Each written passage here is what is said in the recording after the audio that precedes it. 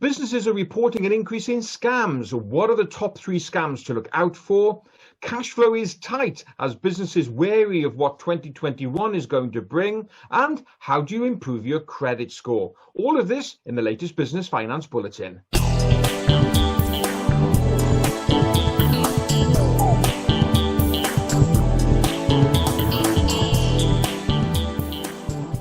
Over the years that I've been doing this Business Finance Bulletin, I've often featured scams and what you can do to avoid falling victim.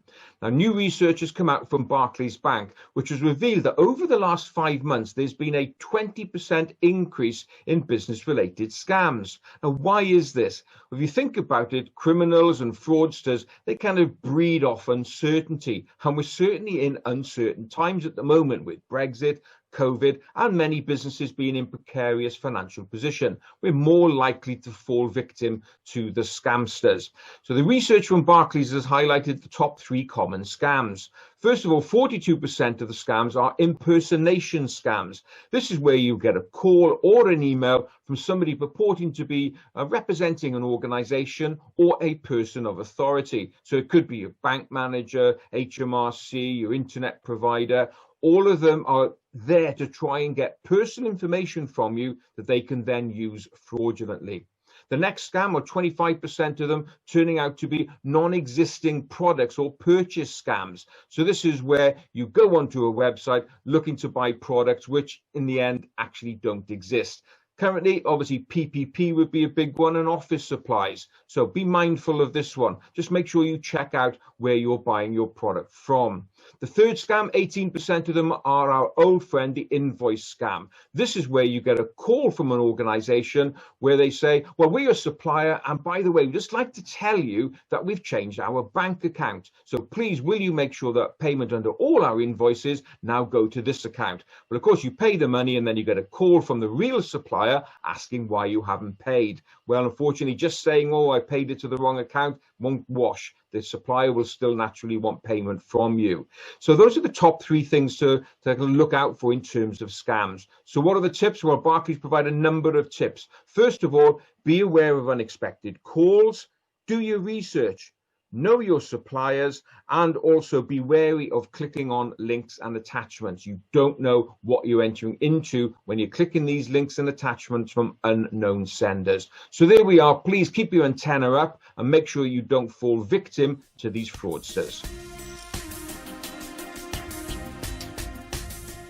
Well, here we are, fast approaching the end of 2020. When we look back to the end of the first lockdown and the summer period, many people thought that the end of the year would bring a bit more good news than what we've had at the moment. Many businesses continuing to struggle, as is the economy overall.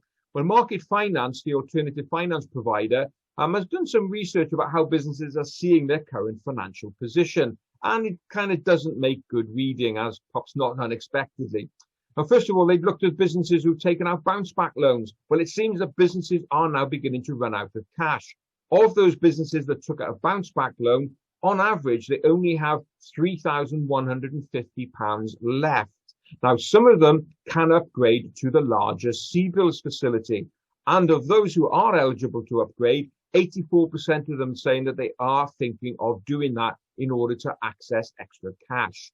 But what about cash flow generally? Well, quite worryingly, 42% of those businesses surveyed said that they still have money outstanding on invoices issued before the first lockdown. The average amount is standing at just over £27,000. And naturally, this is having an impact on how they manage their own businesses. And 49% of them have said that they've had to stop paying their own suppliers because they can't get money in quick enough. So you can see this is quite a worrying time for many businesses, particularly as 21% of those businesses in this survey said they weren't really sure whether they would be surviving into 2021 based on their current cash position and revenue flow. So quite concerning times. And my advice, as always, is make sure that you take appropriate advice from your advisors. Don't go through this alone. Who knows, there may be solutions out there. So please seek out the advisors, sit down and plan how you can get yourself really financially fit for 2021. How do I improve my credit score? Well, that's a question I'm commonly asked, particularly when business owners are smart enough to realize that their personal credit score and business credit score does have an impact on their ability to get finance. Well, this is a question that was posed recently on one of my quite old videos, which is looking about what you can do to raise finance. It was posted by a young 18-year-old who's looking to start up a gardening business. And there are two aspects to his question. First of all, he recognizes that his credit score is quite low. And the reason it was low, he said that he doesn't use his credit card. He deals mainly in cash. And this is the main problem. Of course, if you want to build up a credit score, you've got to have credit. My advice was to him, really, he's got to start using your credit card. Don't think that if you don't borrow, that makes you a good credit risk. It doesn't. The credit reference agencies need something to benchmark you against. So you have to start using credit in order to demonstrate that you are credit worthy by borrowing and then repaying. So if you are naturally credit averse and you realize that you need to build up your credit score, just start using your credit card a bit more in order to establish a track record. And the other part of this guy's question was, where could he get finance from to start his business? Well, startup finance, as I mentioned in previous bulletins, is a bit tough at the moment.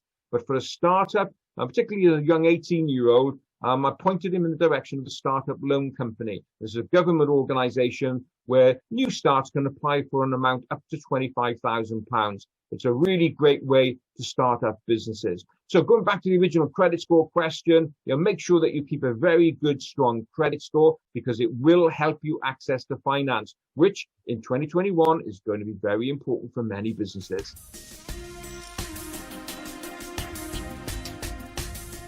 Well, that's it, the end of another bulletin. As ever, I hope you enjoyed it. And if you did, please don't forget to give it a like, a share, and subscribe to this channel. So that's it. Look forward to being with you next time. In the meantime, have a great, successful, and profitable week.